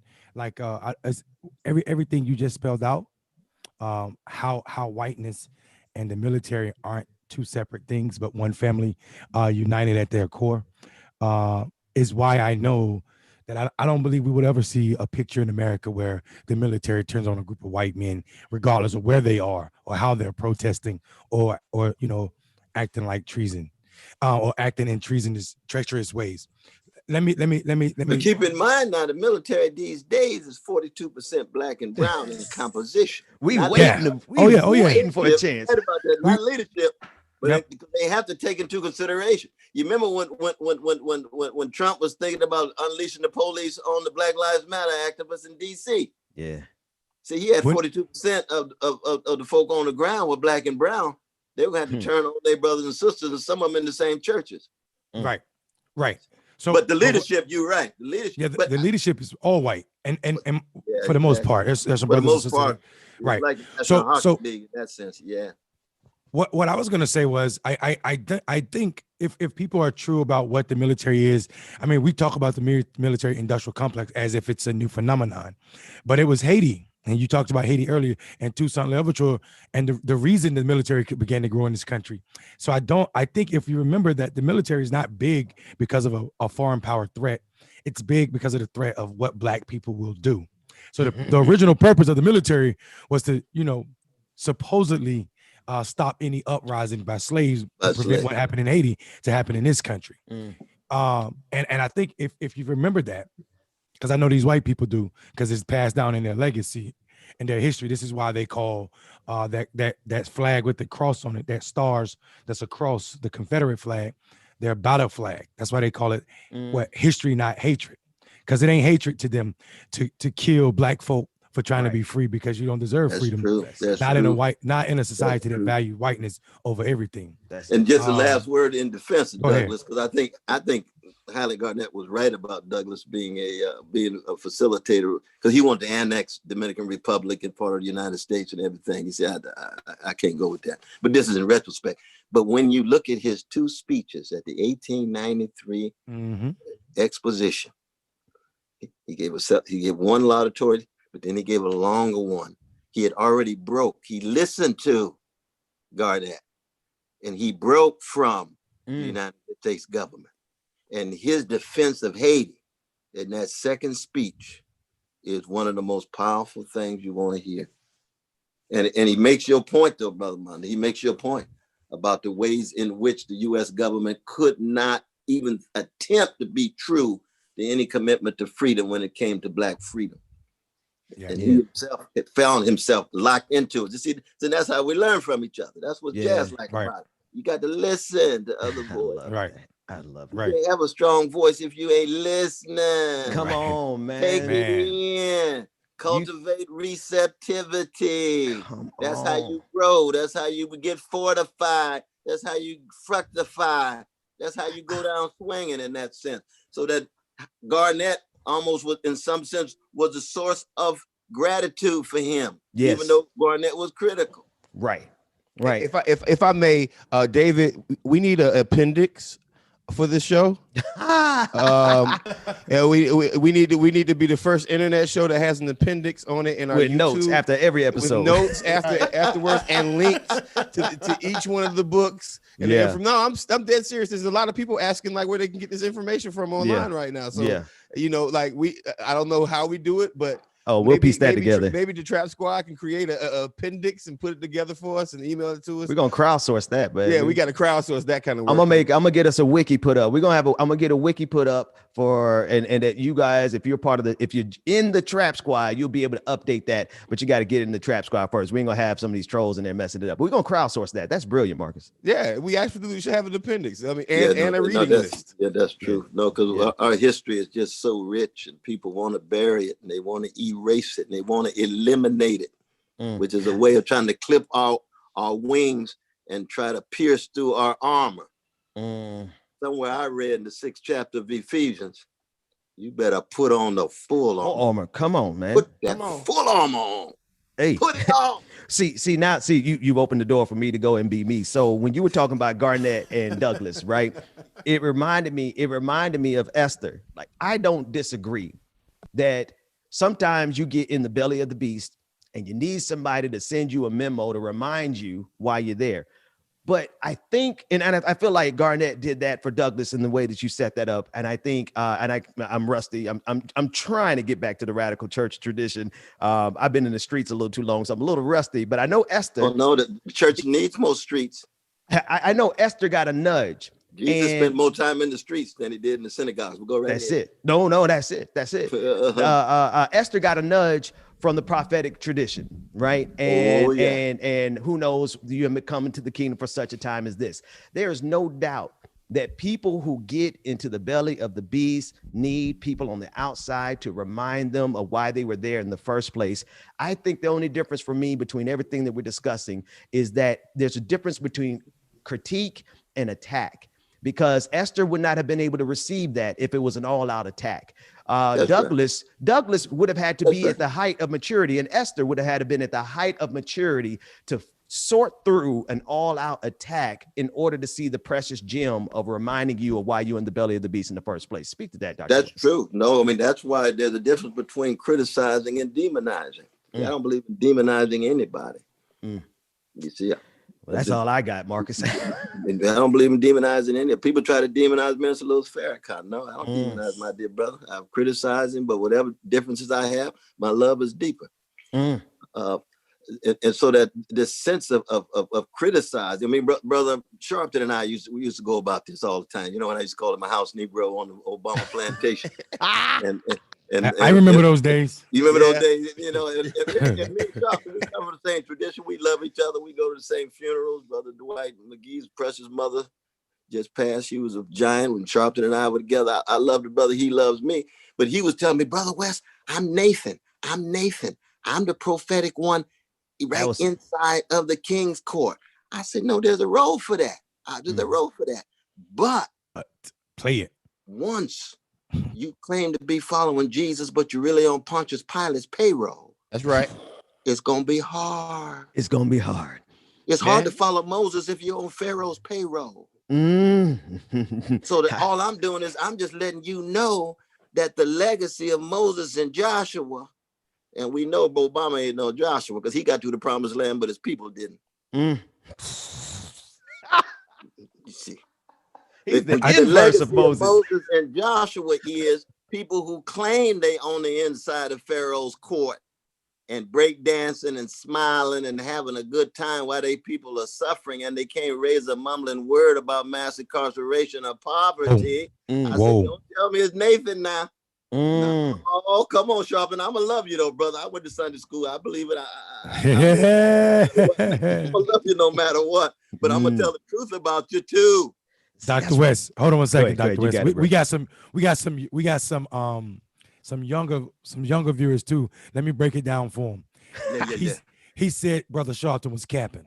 Go ahead. Exactly. You're right. Go on, brother. Raise your Socratic voice. That's not just. It's not just. It's not just your boy Sharpton, right? I think that's a great model for us to understand the entirety of the Black Men's Leadership class, which does exist. We love y'all. Right, we absolutely love y'all, absolutely. but y'all have been in the position of power, and y'all needed somebody to remind y'all that y'all are not there to eat the king's meat. You're not there to serve Pontius Pilate. You're there to serve the people. How can you say let my people go when you're getting a check from Pharaoh? But guess what? We on this channel, we ain't getting no checks from nobody but us and the people. So we free black men. And the reality is, I wish y'all were getting bigger checks from somebody. You have to have some kind of material base in order to sustain yourself, your loved ones, and your others.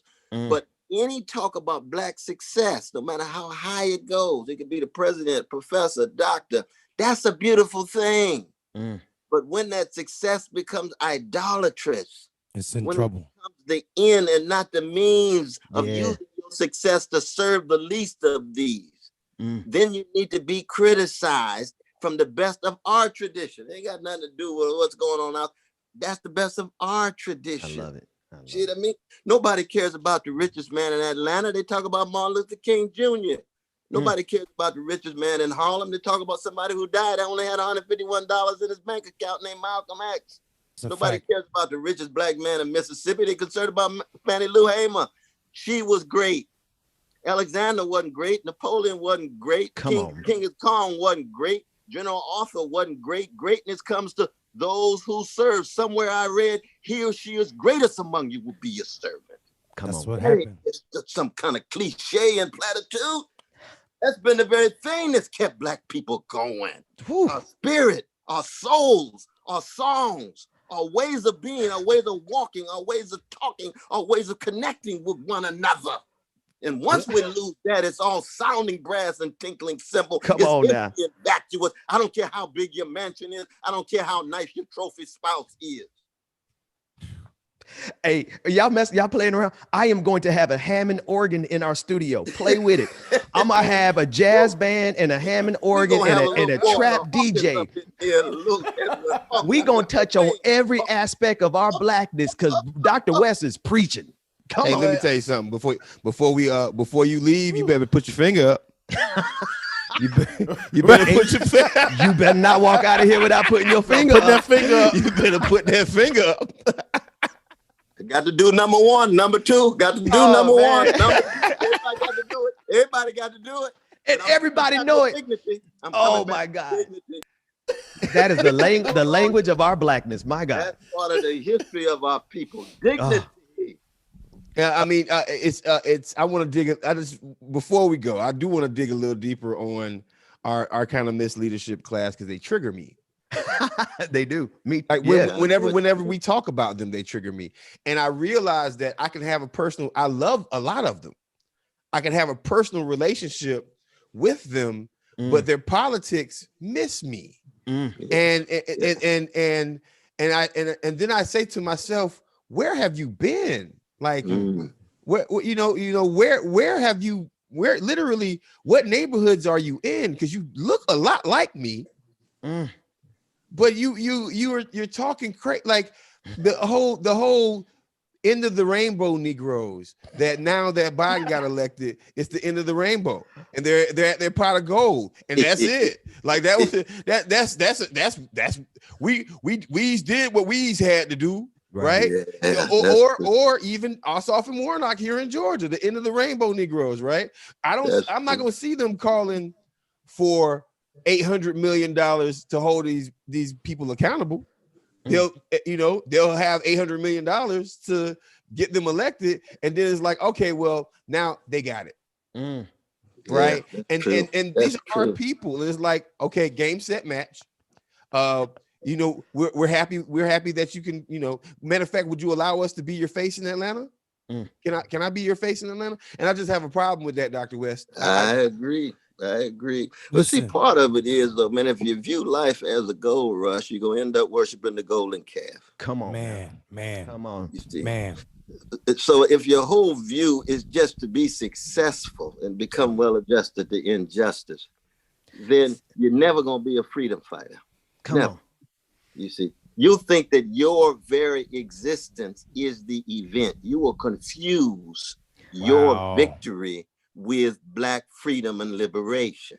where just a particular moment, you wouldn't even be there if it wasn't for folk who sacrifice and through blood, sweat, and tears for you to have an opportunity to seize that possibility. Now, what you gonna do with it? We glad that you're up there, but don't confuse your just being up there, some black face in a high place, as some fundamental manifestation of black freedom. It depends on what you do.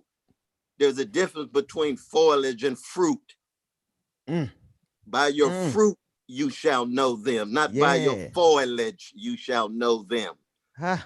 Don't tell me what you appear and what your status and what your spectacle is. I want to know how much love, courage, risk, sacrifice. What are you willing to do with your life?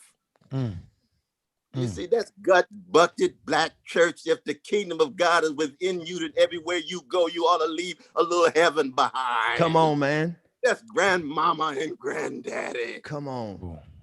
Wow. Come on. Speaking of grandmama and granddaddy, granddaddy to be more specific, brother, and to tie it into what Marcus is talking about not thinking we didn't leprechaun our way to the end of the rainbow.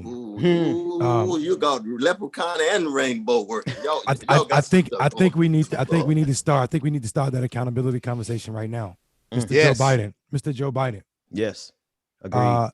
Black men showed up in ways that they didn't even show up for the first black president in 2008 or 12. There are 104,000 black men. I'm talking to you, Joe Biden. 104,000 black men in Georgia alone that were registered to vote in 2008, 12, 16, and 18 and didn't vote in any of those elections. This year we targeted them. They came out and voted. You, sir, have sold them out already by only appointing 2 black men to your administration. Period. One of them is senior level and the other was a staffer. We need to know why. There's a letter coming from some powerful brothers asking you that very question. Prepare yourself. Brace yourself, fool. I hear you. Hey, man. You know, Dr. West and the rest of y'all. 10-15 podcast with Brother Chris Hedges. Yeah, you got to get out of here. Though, y'all. Yeah. It's always so rich, and y'all just stay on it. You know what I mean? Don't let nobody dampen your fire. Yes, sir. Be true to your calling. Yes, sir. Continually give of yourself. You remember that wonderful line in Curtis Mayfield, what he wrote for Gene Chandler, that song, Just Be True? I've given you all of me and plan to give even more, baby. Now how in the world you gonna give somebody everything and plan to give more? That's the black freedom struggle right there. Dr. West, before you go, Marcus, you get the last word. But Dr. West, what we building here collectively is symbiotic. We need each other. I need Marcus. Marcus needs Mondale. Mondale's need me. Need James. The whole crew. And I need y'all. I need Bubba. I need Mondale's precious mama. I need my sister Rebecca. We need each other. But what we gonna do though? This is what I wanted to say. Is one of these days when you come back, you're gonna come to the studio in Atlanta, and I promise you, we're gonna have a Hammond organ there. We're gonna have some jazz musicians in there. We're gonna have a trap DJ. So no matter how you feeling, whether you reference the Gap Band or Kirk Franklin, you're gonna be able to express some prophetic traditions and some radical liberation, however you feel it. That's what we're gonna do, because we love you. Have mercy. But what we're gonna do is, you see, we're gonna go out with some Zoom by the Commodore. Hey, yes. That's the anthem. That's the anthem right there. With brother, when he wrote that with Brother Ronald, that's freedom dreams. You see, that's freedom dreams. It's because it's taken away. It gets some distance from all of these lies and this pain and this hurt, and transfigure all that pain into something so beautiful that they're going to sing a song that will touch the depths of your soul, that will allow you to go from womb to tomb with so much dignity that you say, oh, I'm so glad I was born a black man. Come on. Thank you. Thank you, Lord. Man, I didn't notice Marcus fell off for a second there. Dr. West, he's coming back in. I know you got to go. Marcus is back. Marcus, I want you to. Oh, he's still connected. Ben, hold on one second, Ben. Dr. West, I want to add your name to that list of brothers who are questioning what Biden administration is doing. Yeah. Oh, absolutely. Absolutely. Indeed, Love brother. it. Great. Marcus, you got it, brother. Yeah, my power went out because there's too much fire. We done burned the building down. I'm on my cell phone right now. I had to get back in. Yeah, man. Hey, listen, Clickbaity, political. Hey, Trap Squad, y'all owe us some money. Oh, y'all owe us. Hey, y'all owe us at least advertising our show. Yeah. Because y'all got this for free, bro. Yeah. Brothers and sisters, y'all got this for free. No, seriously, keep coming to our show. I wanted to end this conversation with just a show of appreciation for Dr. West. He motivates us. And we honestly, we talk about Dr. West and we center him. And I just want to make sure that every time he comes on this show, he knows that your flowers are right now. We are giving you your flowers for everything that you've kind of done for Black society, and making sure that we don't keep our foot off their necks. So I just thank you for motivating me personally, to make sure that I hold myself accountable, and I hold the people who claim to be representing our community accountable. And the last thing is this right here: being Black and Black existence. Dr. West shows us that Black existence can solve, and correcting Black existence can solve a lot of America's ills. And being Black is a progressive place to be when it comes down to your on earth. You can choose to not be progressive if you want to, but being Black is progressive in itself. Dr. West, we normally don't do this, but I'm gonna give you, because since you gotta go, I want to let you just end it, and then we're gonna end the show on that. Well, I just want folk to know that we Black folk have been wrestling with catastrophe for 400 years, but we always muster the courage and the vision and the love. And we do it because we have a hope in us. And that hope is a fire that's unstoppable. Can't never be put out. It's like the burning bush in the Hebrew scripture. Can never be put out. You can lie on us. You could try to kill us. You could try to destroy us. You could try to degrade us. We just keep coming back stronger than ever. And that's who we are. That's what this show is. And that's why I'm always blessed to be here. And just know I'm always pulling and praying for y'all. I'm telling you that. Thank you, brother. Thank you so much. I appreciate you. Thank you so much, Dr. West. Acorns up for Dr. West. Thank you so much, Dr. West. Lord, love y'all. Love y'all. Love you too, Brother brother. Chris Andrews, you said hello. Thank you. Y'all too. Indeed. Thank you. Love y'all too. Hey, so Marcus, we're gonna end it here, but I'm gonna leave the stream open because the people want to dance. They got to clean up their kitchen. So James, let the people play. And we gonna Marcus, what else you got, man? That's it. Peace out. Peace out, everybody.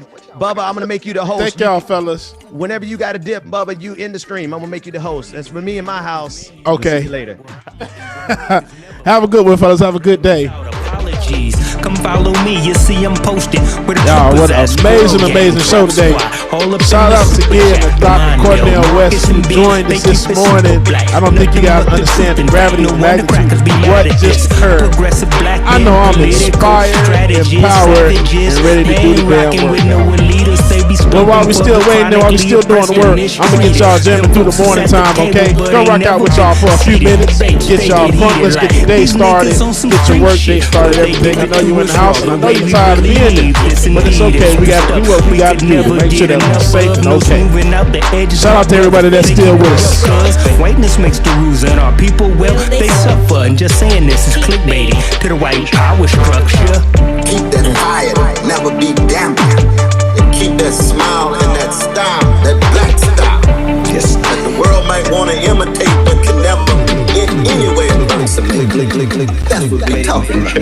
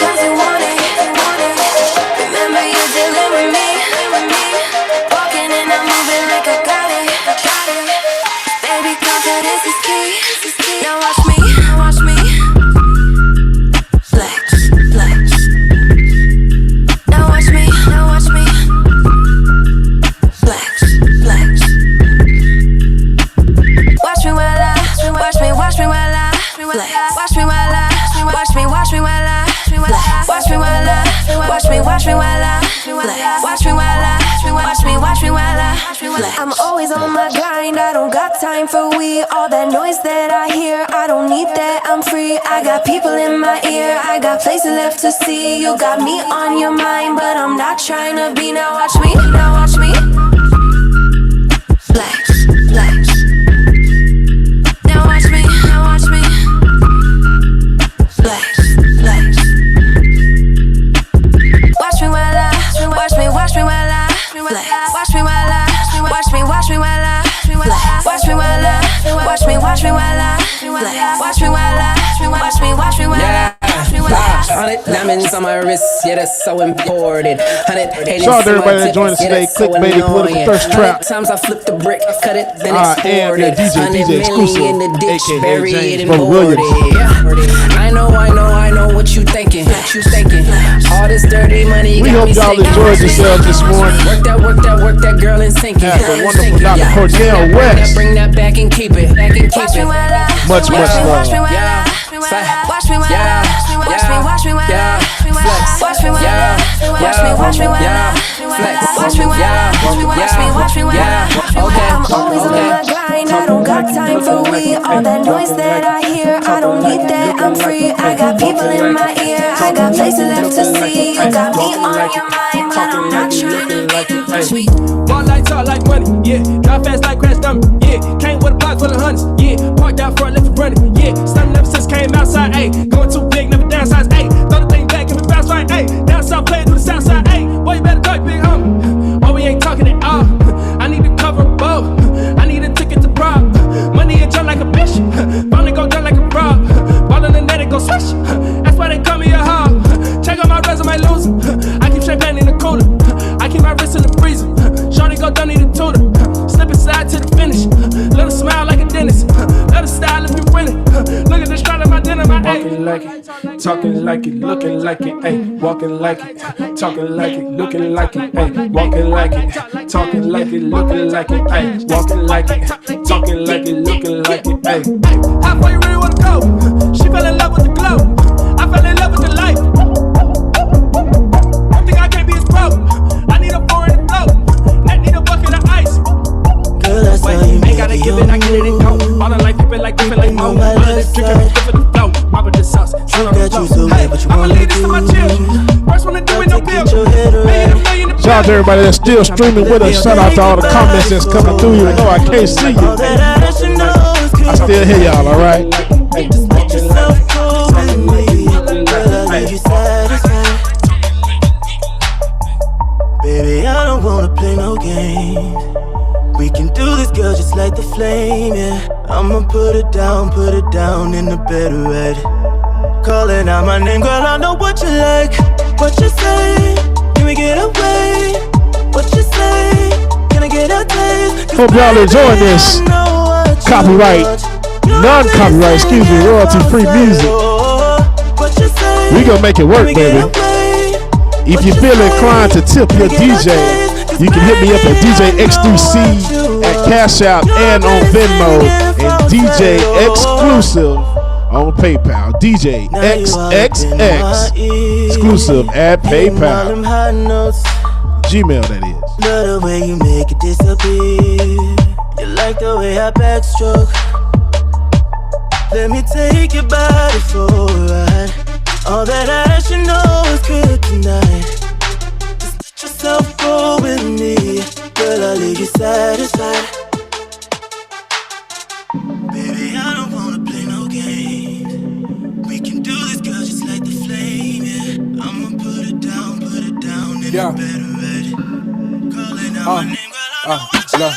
Humble brag to your white flag. Quit on me, well, I remember. Sold you hope until they got you vote mate. Trying to cope, they couldn't quite deliver. Profit off, but won't poly with you. Candyman, not your mirror. I'm a 3-star with a continental and a presidential. Wanna talk with you, it's touche. Won't let them waste my time. Y'all been pitch y'all side. See who came for the fame, who played through the pain. That's game. They on my line and was on her dime. Know who to start with, live from apartments, mine gon' slide. They on your heels, you know it's real. Now you fool, my hands is tied. Go, you are who you are. Care less about a horoscope. Middle of July, in the a hoodie and an overcoat. Really want the static or pretend. Better be glad that we don't want revenge. It's more than a bag, it's more than a trend. Live with the shame, it's part of your sins. Yeah. Now you wanna hear about the evils I done sidestep. Get murdered for the world to see and they gon' ask for context. My mindset, no weapon form. Since trapping out the dorms by any means the motto, no, you have been warned.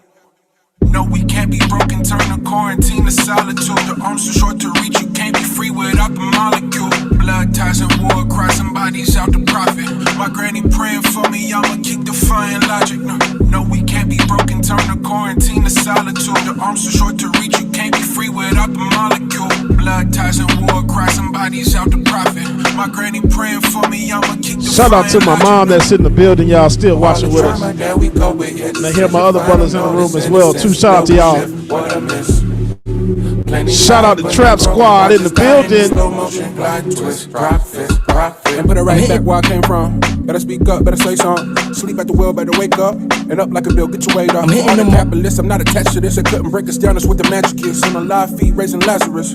Try to focus, capture this, and get as close as you can stomach. Don't care what it costs, just get it to the public. Freedom on the moon, didn't need a compass. Walking on water, didn't see it coming. I'm hitting them. Still validating, still proving. Imagine again not being treated like a human. And your fight dismissed as illusion. Your whole damn life is a movement. I'm hitting them all where it hurt. Remember when I was at my worst? I had to get this shit out the dirt. They wanna see me inside a hearse. Respect it to check it, that's the law. For premium, I'm the one to call. I'm always at work cause I'm the boss. I wanted, I get it, fuck a cause. Can't handle the truth so people lie. Her purple emoji, my reply. Female with no morals, I despise. When they talk, they look me in the eyes. I see they don't want me to be great, so I gotta rub it in their face. Already had lunch for the day. My victory tastes like steak.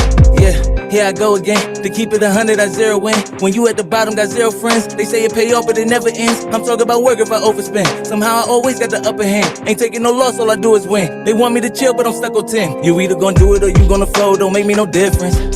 None of my dogs are scared of mistakes, and that's how we living. I'm taking the risk, ain't scared of regrets. They think that I'm tripping. You either gonna do it or you gonna fold. Don't make me no difference. You either gonna do it or you gonna fold. Don't make me no difference. None of my dogs are scared of mistakes, and that's how we living. I'm taking the risk, ain't scared of regrets. They think that I'm tripping. You either gonna do it or you gonna fold. Don't make me no difference.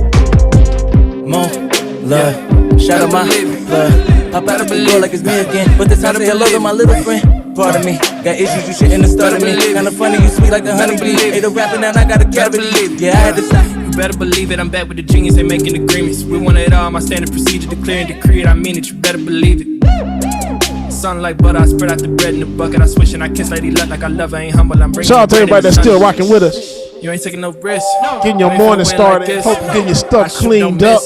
Coop ain't got no tents. Just having a good time. 10, I'm winning. 10 times out of 10, I'm in it. Time's up for your small opinion. 10 times 100K, million. Yeah, you better believe it. Better believe it. You better believe it. Yeah. You better believe it. Better believe it. Better believe it. Yeah. You better believe it, I'm back with the genius, they making agreements. We want it all, my standard procedure, declare and decree it, I mean it, you better believe it. Hit with the fire like Phoenix, standard attire, designer, demeanor, serene, I'm serving, I'm working, I'm hurting, the haters inspired the dreams. You ain't taking no risks, you ain't finna win like this. I shoot, don't miss, you ain't got no teeth. See through bullshit, I don't pay to play, like a scholarship. Yeah, you better believe it, better believe it.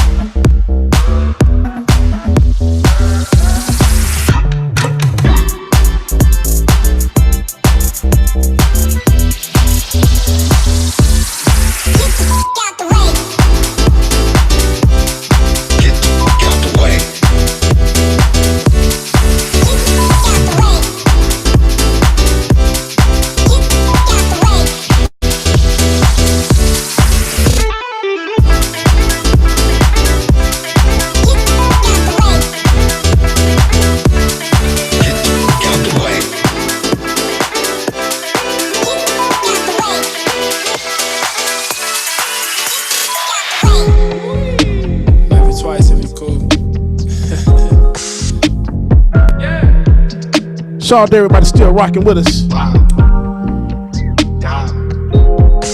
Gonna do this one last song and it's gonna wrap it up for me. Unfortunately, I gotta go to work myself.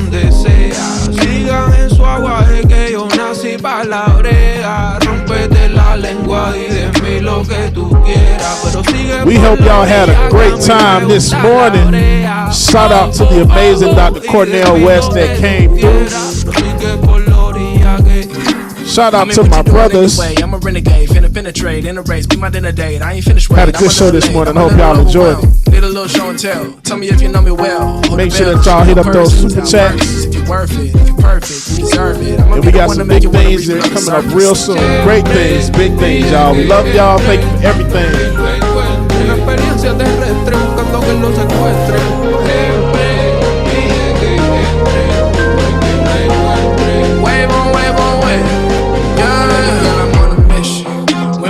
By tradition.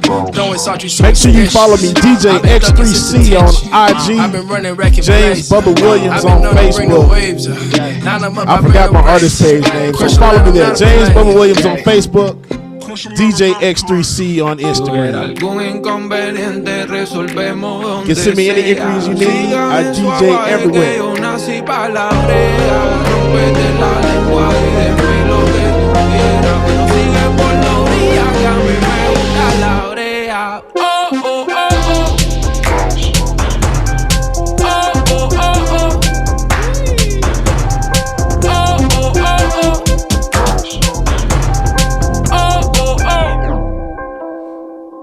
Sweet like Zach and Cody, holding money. I've been here to branch, now I need the money. Been dressing, been impressive. Put up on that, she look rich, just a fake, I can see through. She pull up in the top, that's a seat broke. Hit it once again. All right, people, that's going to do it for your man, DJ Exclusive. Once again, I want to thank y'all so much for a great, amazing morning show this morning. Had the amazing Dr. Cornel West that came through, dropped so much knowledge on us this morning, y'all. It was just amazing. Again, follow me, DJ X3C on Instagram, James Bubba Williams on Facebook, and also on SoundCloud. If you need a mix for your party, go to SoundCloud/DJ X3C, and you'll pick up a few tracks there, okay? Love y'all. See y'all in the morning. Peace out.